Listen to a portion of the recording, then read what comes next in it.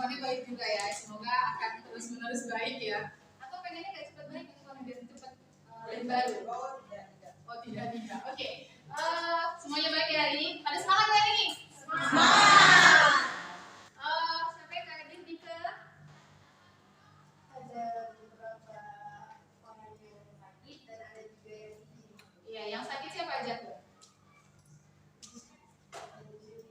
Juli sakit. Raka nih nggak ada. Raka kenapa? Hah? Raka izin. Terus?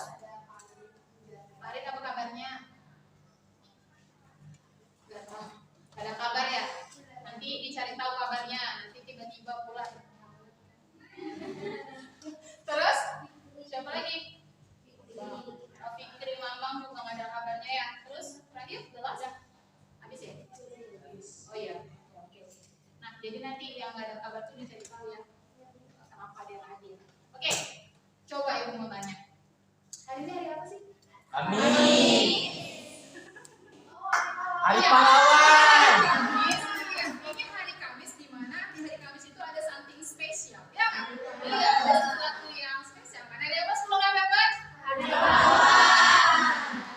Ada yang tahu nggak kenapa dibilang hari pahlawan? Karena pas Surabaya ada pertempuran hebat yang pada tanggal 10 November itu kalau nggak salah peperangannya terjadi, di situ banyak pahlawan yang gugur. Iya benar. Jadi hari pahlawan itu 10 November itu dijadikan hari pahlawan dikarenakan setelah merdeka ternyata ada isu atau ada perang besar juga yang terjadi di Surabaya. provinsi Surabaya. Makanya banyak pahlawan gugur di sana. Nah, makanya 10 November ini dijadikan sebagai hari pahlawan. Tahu nggak tuh pahlawan apa sih? Tahu nggak pahlawan apa? Orang biasa, kan orang yang sudah berkorban atas kemerdekaan kita, ya kan? Nah, jadi sebenarnya banyak sekali teladan-teladan yang harus diteladani dari para pahlawan itu. Nah, banyak ya tokoh-tokoh, tidak hanya yang pahlawan di 10 November ini aja, ada pahlawan pendidikan, ada pahlawan kemerdekaan dan semuanya. Spider-Man termasuk nggak? Amerika. Bung Spider-Man. Oh gitu, bagi hidup ya. Atau nenek gua adalah pahlawanku. Ya kan nenek gua dari TV. Relate ya. Oke. Jadi pahlawan itu membuka jalan untuk kita kayak mana kita patut berterima kasih ya karena dia udah membukakan jalan sehingga kita bisa merasakan pendidikan dengan bebas. Kita bisa memiliki sesuatu, kita bisa menggunakan fasilitas negara dan lain-lainnya itu karena dikarenakan jasa para pahlawan. Jadi patut juga apapun tindakan mereka, apapun wise word mereka, kata-kata bijak mereka sepantasnya menjadi teladan kita. Seperti kata Soekarno, berikan 1000 orang tua, aku akan bisa mencabut Gunung Semeru dari akarnya. Berikan dia 10 pemuda yang cinta akan tanah air, dia akan Mengguncang dunia. Iya, mengguncang dunia. Kenapa Soekarno kira-kira ngomong kayak gitu? Karena dengan pemuda kita akan mengubah negeri. Iya, karena pemuda itu punya power lebih. Dengan pemuda itu, pemuda tidak hanya bekerja dengan tenaga, tetapi mindset, tetapi pikiran juga. Nah, pemuda itu siapa nih kalian? Saya termasuk ya. Kas pemuda ini kalian, para perubahan negeri seperti yang kita tahu negeri kita seperti apa sekarang. Ya, jangan ketawa, ini negeri kita, ya. Nah, jadi kayak mana caranya karena kalian adalah pemuda-pemuda yang bakal merubah seperti apa negara kita ke depan, yuk sama-sama. Masa depan kita tergantung apa yang kita kerjakan hari ini. Kalau hari ini sibuk main games, besok negara kita kira-kira gimana? Enggak. Kayak gitu ya. Ya, jadi ya harapannya dengan pemuda-pemuda dengan pemikiran yang makin lebih baik, yang lebih modern lagi, lebih terbuka lagi terhadap hal-hal yang baru, tapi hal-hal yang baru yang positif ya, jangan hal-hal baru yang negatif. Nah, insya Allah negara kita kedepannya bakalan berubah menjadi lebih baik. Dan harapannya dengan negara kita yang sangat super duper kaya ini akan sumber daya alam, yang masih lack of sumber daya manusia yang udah masih kurang ya. Dengan kalian ini nanti negara kita bisa jadi suatu saat nanti ya jadi negara yang super di tahun 2020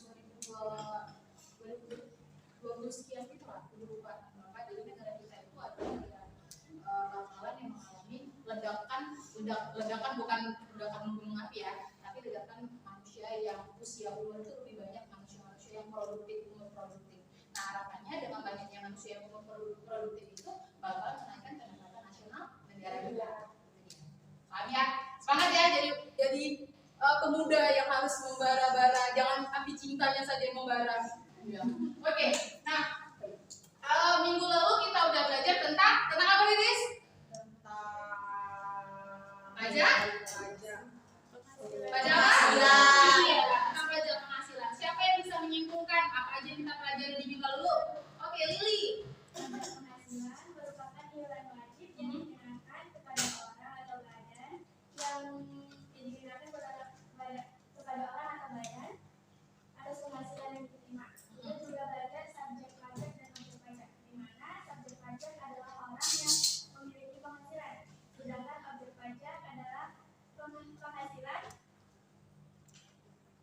seseorang Termasuk warisan yang tidak dibagikan. Iya, terus? Ada tarif pajak juga yang bersifat progresif, menyambungkan. Iya, terus? Ada lagi?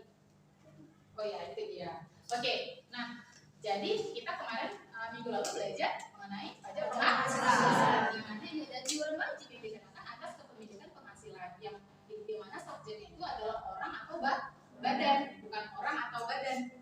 Badan itu maksudnya seperti perusahaan dan lain-lainnya.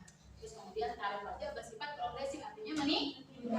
Maksudnya apa? Semakin besar pendapatan seseorang, maka pajak yang dikenakan semakin besar. Oke, terima kasih Lili. Good job. Minggu ini seperti yang dikatakan kemarin, kita bakalan mempelajari tentang pajak bumi bangunan. Iya benar, tentang pajak bumi bangunan. Pernah lihat bangunan kan? Di bangunan. Tinggal di suatu bangunan kan? Iya. Dan kita sekarang sedang berdiri di tanah dan bangunan. Nah, ternyata tempat kita berpijak saat ini, tempat kita berpijak saat ini punya iuran. Yang mana harus dibayar. Merupakan salah satu sumber pendapatan negara.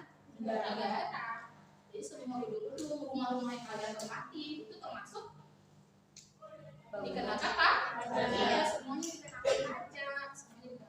Oke, untuk lebih pahamnya, kita tonton dulu satu video, nanti dianalisis dari video tersebut.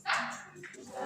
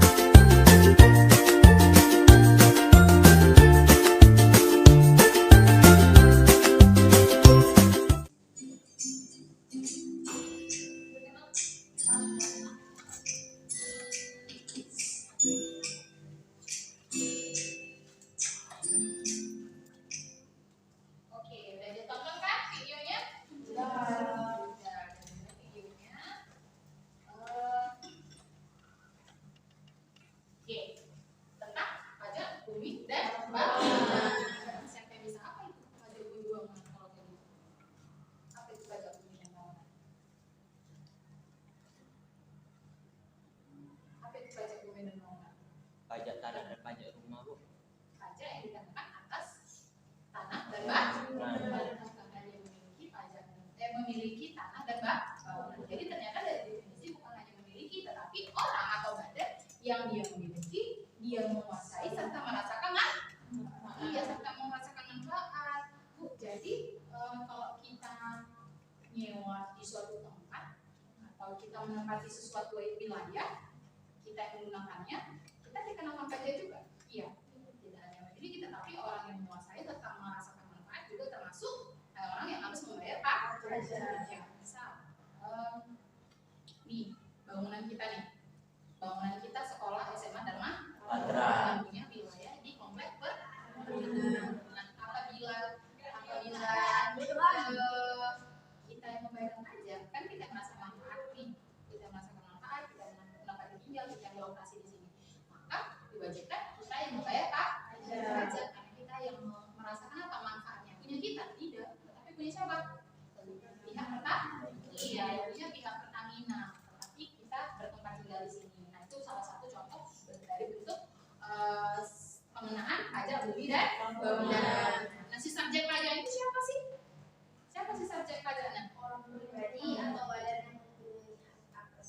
Iya, orang pribadi ataupun badan yang mempunyai atau memiliki serta merasakan manfaat dari suatu wilayah dan bangunan atas tanah dan bangunan. Kalau misalnya dia punya, dia merasakan manfaat, dia menguasai suatu wilayah, dia adalah termasuk si subjek pajak. Berarti dia yang berkewajiban membayar pajak. Terus si objek pajaknya siapa? Bumi atau bangunan. Iya, bumi atau bangunan juga termasuk sih objek pajak itu. Bu, bangunannya kayak mana? Harus rumah? Enggak juga kan? Enggak juga. Apa? Sekolah, perusahaan dan lain-lain gitu ya. Nah, Bu, jadi kalau misalnya di rumah kami kan Bu, dalam tanah itu ada 2 bangunan tuh gimana Bu? Kira-kira gimana? Iya, dua-dua dikenakan pajak. Jadi kalau pajak bumi bangunan setiap daerah punya perhitungan berbeda-beda, ya kan? Nah, jadi kalau misalnya nih rumah ini dia ada pondoknya, ada pagernya, ada gedungnya, mungkin tingkat 10. Misal punya gedung tingkat 10. Nah, itu punya perhitungan yang sesuai dengan rumahnya itu.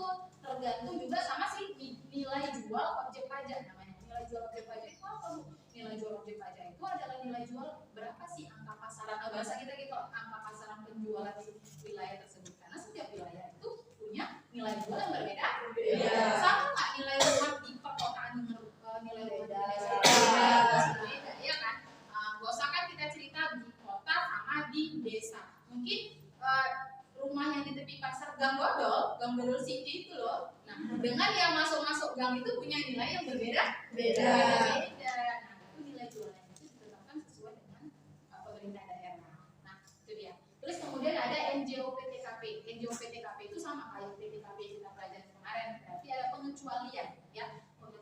Pengecualian yang tidak dikenakan pajak. Nah, NJOP TKP itu seperti yang dijelaskan dalam video tadi, paling sedikit sebesar berapa tadi? 10? Iya, paling sedikit adalah 10 juta. Nah, jadi setiap daerah itu punya NJOP TKP masing-masing, tergantung sama si pemerintah daerah yang menetapkan, ya. Nah, Bu, gimana sih contoh dari SPPT PBB? Ini Bu ada satu, ini asli rumah saya sendiri, enggak deh, rumah orang tua saya. Rumah orang tua saya. Nah, kebetulan bukan rumah mewah juga. Kalau berdasarkan ini, rumah kami tidak dikenakan PBB, cuma hanya dikenakan admin. Karena PBB itu anggarannya tidak besar biasanya. Nah, bentuknya seperti ini SPPT-nya. Yang biasanya kalau di pedesaan yang mungkin bukan orang pajak langsung. Siapa? Tahu nggak siapa? Kepling. Iya, Kepling. Pernah nggak didatangi Kepling ngasih kayak gini? Pernah ya?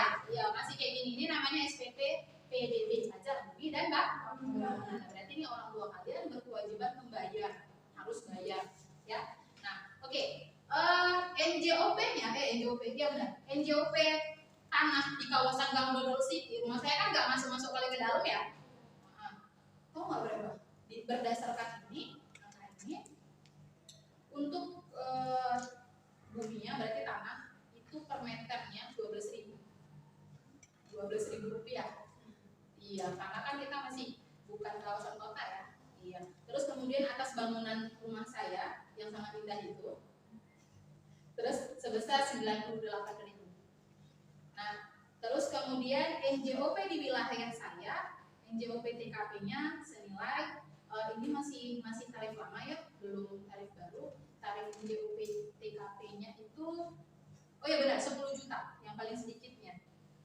Senilai 10 juta. Dan apabila berarti kan nilai nilai jual objek pajak saya, total rumah saya itu dikurangi NJOP TKP kan tidak sebanding lebih besar NJOP TKP daripada NJOP-nya. Seperti pajak bumi seperti pajak penghasilan kemarin, di mana apabila PKP lebih besar daripada PTKP.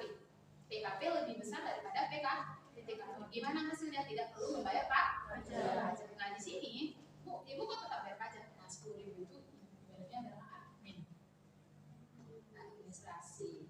Jadi ya, paham ya. Nah, jadi nanti di rumah coba pulang ke rumah, Mak, cek tengok dulu pajak bumi bangunan kita.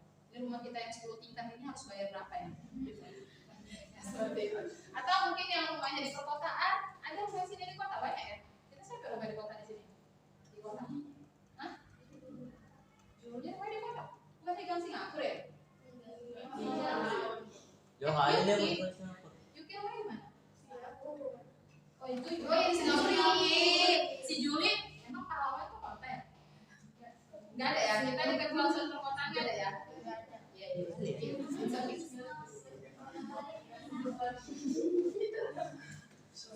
Oh iya si Yuki memang luar biasa deh ke sekolah dia.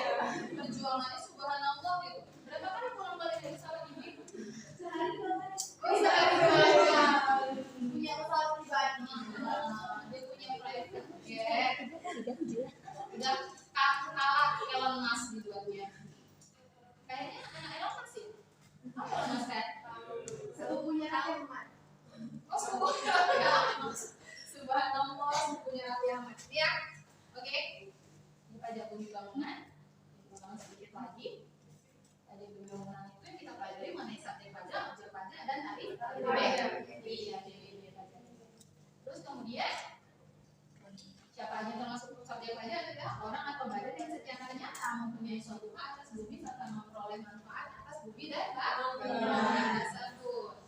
Terus kemudian ada si objek pajak tadi, bumi dan bangunan yang dimiliki atau dikuasai atau dimanfaatkan, ya. Kawasan yang digunakan untuk kegiatan usaha seperti perkebunan, pertambangan, serta perhutanan itu tidak termasuk pada PBB ya, dikecualikan. Terus kemudian kita masuk ke ini informasi tadi kebetulan di video tadi udah update ya langsung dibuat 0,3. Kalau di zaman saya beberapa tahun yang lalu itu 0,2 paling tinggi 0,2%. Jadi awal tahun 2002 presiden kita tercinta menaikkan tarif PBB yang tadinya jadi 0,5 ya yang tadinya 0,3 paling tinggi. Dan di tahun 2022 ini sudah boleh diberlakukan tarif PBB sebesar 0,5%. Iya, 0, paling tingginya ya. Itu berarti boleh 0,1 boleh karena yang paling tingginya 0,5. Biasanya itu dikenakan atas ya di kawasan kegiatan usaha potensial. Terus kemudian, nah ini cara perhitungannya kita masuk ke contoh. Nih, Dinda memiliki luas tanah sebesar 89 meter persegi di atas tanah di tahun 2011 36 meter persegi, di mana harga jual tanah sekitar 702 meter persegi, sedangkan harga jual bangunan sebesar 505.000 per meter persegi. Berapa PBB yang harus dibayarkan Dinda jika NJOP dikalikan sebesar 15 juta? Bukan 15 juta karena paling sedikit 10 juta. Oke. Nah, terus kemudian cara penyelesaiannya seperti ini, sayang. Wah, mau buka jualannya. Oke, penyelesaiannya yang pertama adalah kita mencari nilai NJOP. Berhubung dia udah tahu luas tanahnya sebesar 89 meter persegi, langsung dikalikan nilai jual sebesar 702. Dapatlah 62.478. Yes. Terus kemudian rumahnya atau bangunannya sebesar 36. Iya benar, dibagi 505 dan 18 meter. 180. Nah kemudian kedua ini kita mau tahu dapatlah nilai NJOP seluruh asetnya. Gimana kalau seandainya dia punya pagar? Gimana kalau seandainya tadi kayak rumah si Pini kan bilang punya pagar, punya pondok mewah misalnya, punya tahu nggak pondok kayak joglo gitu. Nah itu termasuk dihitung. Kalau dia punya pagar, dia punya pagar, dia udah ditambah berapa nilai jual pagarnya? Kalau dia punya pondok mewah misalnya punya rumah joglo gitu juga ditambah pondoknya ya. Jadi apa yang ada di depan kalau misalnya punya taman mewah yang dimana tamannya itu terdiri dari mutiara dan lain-lain ya. Nah itu juga ditambahkan menjadi total NJOP. Nah terus kemudian dikurangi dengan nilai jual objek pajak atau NJOP TKP ya. Dikali 20% baru masuk ke tarifnya, di mana tarifnya gunakan terbaru 0,5%. Dapatlah PBB yang harus dibayar sebesar 65.658. Oke. membuat kelompok, kita bakalan membagi kelompoknya seperti biasa dikumpul, kita bakal mengerjakan LKPD.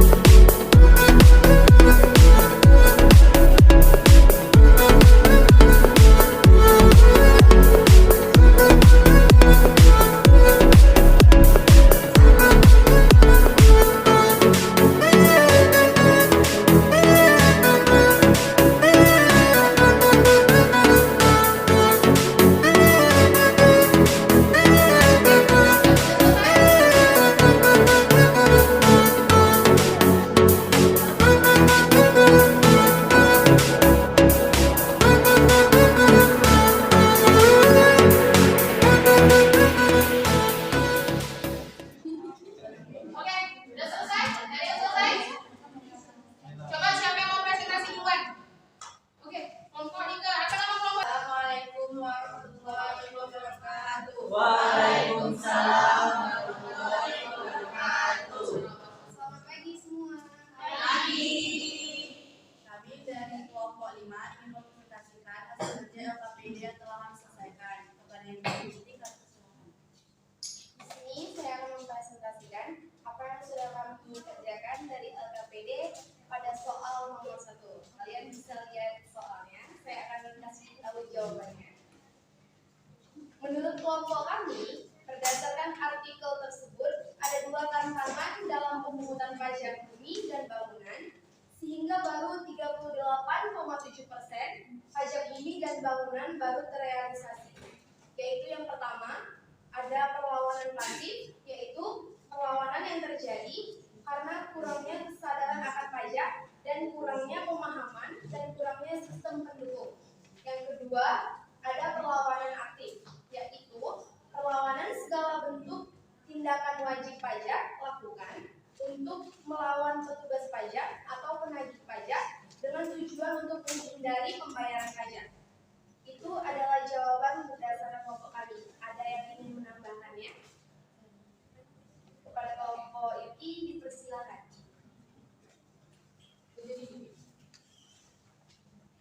Saya dari kelompok Devisa dan Berkali. Saya setuju dengan pendapat Anda. Seperti yang kita tahu, kurangnya pengetahuan masyarakat menyebabkan adanya penghambatan dalam penentuan pajak.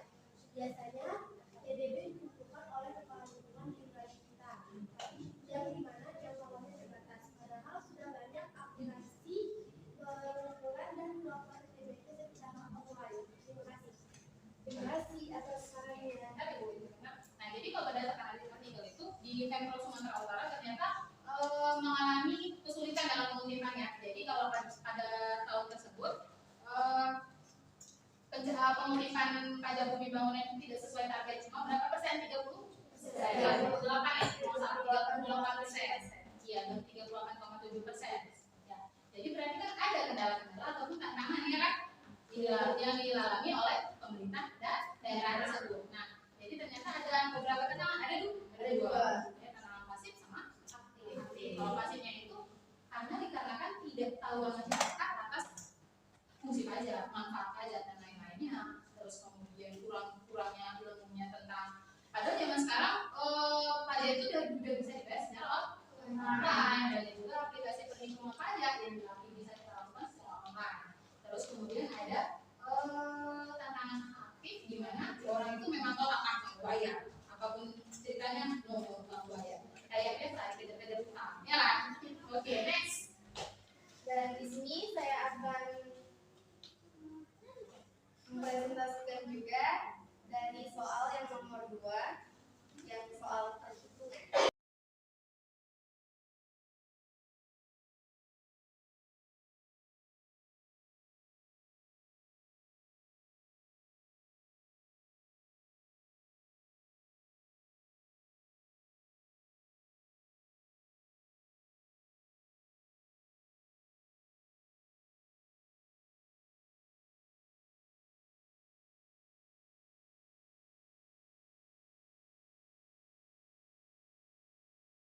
Kayaknya nanti selesai ini diumumkan. Siapa yang bisa menyimpulkan kegiatan pembelajaran kita hari ini?